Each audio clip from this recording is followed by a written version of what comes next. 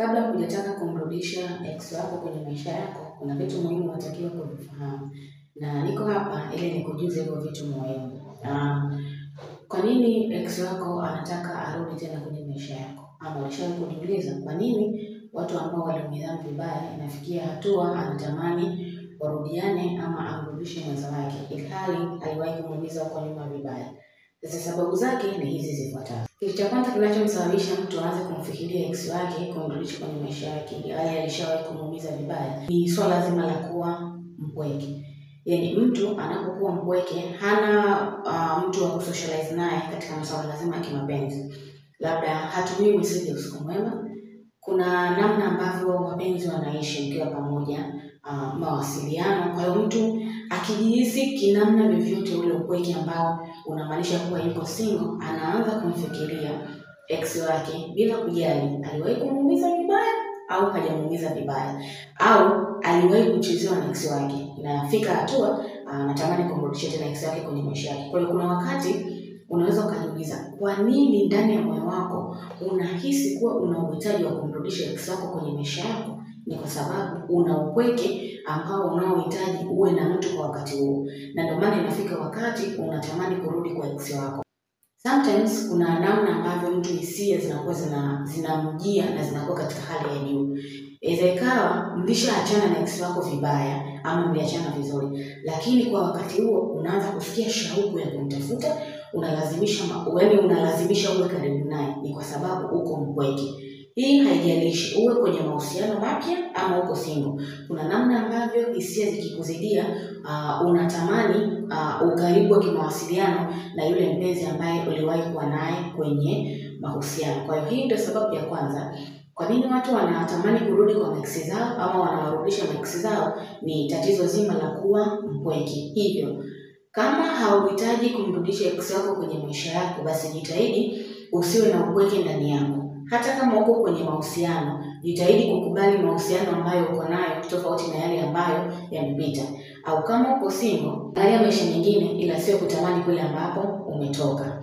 Kitu kingine ambacho kinasababisha mtu aanze kumfikiria ex wake ili hali tayari wameshaachana ni swala zima la kulipiza kisasi. Watu wengi ni watu ambao hawafikirii kwa nini mtu anataka kurudi kwenye maisha yako. Unaanza kusema atakuwa amekosa mtu sahihi kama mimi, au ameshindwa kupata mapenzi bora kama ambayo nilikuwa nampatia mimi, au unasema itakuwa labda alikuwa anapigwa matukio sana tofauti na ambayo nilikuwa nampiga mimi. Hapana. Kitu ambacho natakiwa kukifahamu ni hiki: wengine mkishaachana umemuumiza vibaya au haujamuumiza, moyoni mwake ni mtu ambaye hatamani kukuona unaishi maisha yako, hatamani kukuona una furaha, hatamani kuona vitu vyako vinaendelea. Anakunyenga ama anakubembeleza ili arudi tena kwenye maisha yako. Wewe ukijua kuwa huko alikokwenda amefeli, hajapata mtu sahihi, kumbe anakuja kwako kulipiza kisasi ama kukupatia maumivu ambayo tayari ulishampatia, ama anakuja kukutengenezea tatizo la kupata maumivu ya kumrudisha tena kwenye maisha yako. So kuwa makini sana, kwa sababu si kila mtu anayetaka kurudi tena kwenye maisha yako ana nia nzuri. Japo wapo baadhi yao ambao kweli anaenda huko anakosa mtu sahihi kama wewe, anatamani kurudi tena kwako ili endelee na maisha kwa amani tofauti na kisasi. Lakini walio wengi wanarudi kwenye maisha kwa ajili ya kulipiza kisasi. Alikuacha ukiwa hauna pesa, hauna gari, hauna maisha mazuri, ni mwanamke ambaye bado hujatambua thamani yako, ni mwanamke ambaye ulikuwa unalipia sana wanaume, ni mwanamke ambaye ulikuwa unatoa maisha yako yote kwa sababu yake. Sasa akishaona kama ulikuwa unatumia message za kujiliza, unaomba mrudiane, akiona sasa zile message, mbona siku hizi anatumia tena message? Mbona siku hizi aanze kunisifia? Mbona siku hizi habembelezi kuwa karibu na mimi, habembelezi kuonana? Anatengeneza mipango ya kurudi tena kwenye maisha yako ili aweze kujua kitu gani ambacho kimebadilika katika maisha yako. Kwa hiyo hivi vitu viwili unatakiwa kuvizingatia sana, kwa sababu wengi wameumizwa, wengi wamepoteza mali zao, wengi wamepoteza utu wao, wengi wameishia kupata matatizo ya akili. Kwa nini? Kwa sababu ya kumrudisha mtu akifikiri huyo mtu anampenda, kumbe mtu anakuja kwa ajili ya mission yake maalum.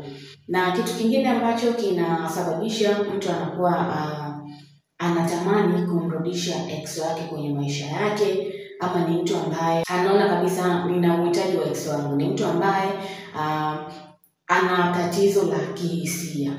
Iko hivi, kuna watu kiuhalisia wanateswa na hisia za maex wao ama wapenzi ambao walishawahi kuwa nao. Unaweza ukajiuliza kwa nini hiki kitu kinatokea iko hivi. Kama alikuwa kwenye mahusiano na mtu, alikuwa anakupa careness ya hali ya juu katika swala zima la mapenzi, aidha ndani ya sex ama maisha mazima ya mahusiano, mtu anajali kwa kiasi kikubwa. Sasa zile hisia ndio ambazo zinawatesa watu katika akili zao. Kwa hiyo hata kama akibadilisha mahusiano, akiwa na mahusiano labda zaidi ya 3 tofauti na yale ambayo mlikuwa mshawahi kuachana nayo, anakuwa ni mtu ambaye haliziki na kile kitu ambacho anapatiwa kwa wakati ule na mpenzi wake. Sasa ili aridhike, anakuwa ni mtu ambaye anamisi uwepo wa vile vitu ambavyo alikuwa anafanyiwa katika mahusiano yake yaliyopita. Na ndio maana kuna wakati unakuta mwanaume anakuwa msumbufu, kuna wakati mwanamke anakuwa msumbufu. Kwa nini? Kwa sababu katika masuala zima ya kihisia ama yale ya ndani kabisa ya faragha katika swala zima la mapenzi, huko alikoenda hajawahi kuyapata. Kwa hiyo anarudi kwako sio kwa sababu anataka kutengeneza maisha ya mahusiano na wewe, anakuja kwako kwa sababu ya starehe tu, ile careness ya mapenzi, aidha kuanzia ndani ya faragha mpaka maisha mazima ya nje. Kwa hivyo kuna wakati unaweza ukasema amerudi tena kwangu, amekosa mtu sahihi. Mtu sahihi amempata, lakini kuna vile vitu vya ndani vya starehe ambavyo havina maana katika maisha, ndivyo ambavyo vinamrudisha kwako. Ndio maana kama umeshawahi kunoti hiki kitu, kuna wakati upo na mtu ambaye ulishawahi kuachana naye ukamrudisha, lakini yeye anachokitaka kwako ni swala zima la mapenzi tu, hataki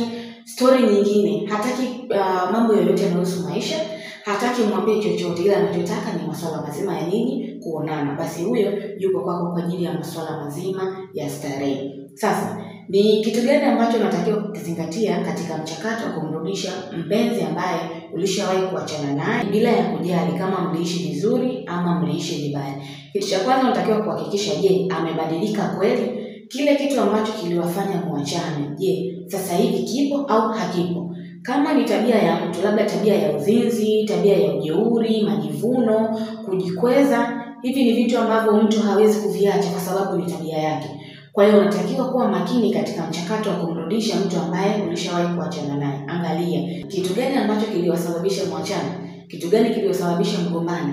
Je, iko kitu hakitakuwepo? Kama iko kitu kipo, basi hamtaweza kuishi maisha yenu yote, mtakuwa ni watu wa kurudiana na kuachana, kurudiana na kuachana. Kwa nini? Kwa sababu tabia ya mtu ni kama ngozi, hata uibadilishe vipi haiwezi kubadilika, bado itabaki na uhalisia wake. Kitu kingine unachotakiwa kukizingatia katika mchakato wa kumrudisha mpenzi ambaye ulishawahi kuwa naye, akili yako iko tayari? Zingatia swala zima la afya yako ya akili. Je, akili yako iko tayari kupokea mpenzi ambaye ulishawahi kuachana naye?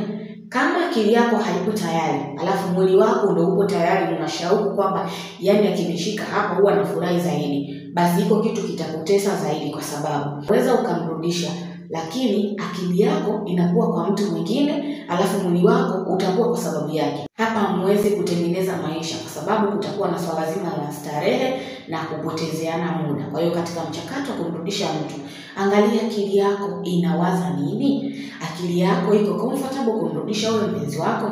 Kama akili haitaki ila mwili ndio unataka, achana na hiyo kitendo, kwa sababu utakayeteseka ni wewe. Kitu kingine, kabla ya kumrudisha mpenzi ambaye ulishawahi kuachana naye, ama katika huo mchakato ambao unataka kufanya kumrudisha mpenzi ambaye ulishawahi kuwa naye, angalia maisha yake yapoje. Je, maisha yake hayatoweza kuleta vizuizi vyovyote katika maisha yako? Kuna watu mnawarudisha watu, mtu mlishaachana akaingia katika watu wengine, watu wakorofi, labda wanaume wakorofi.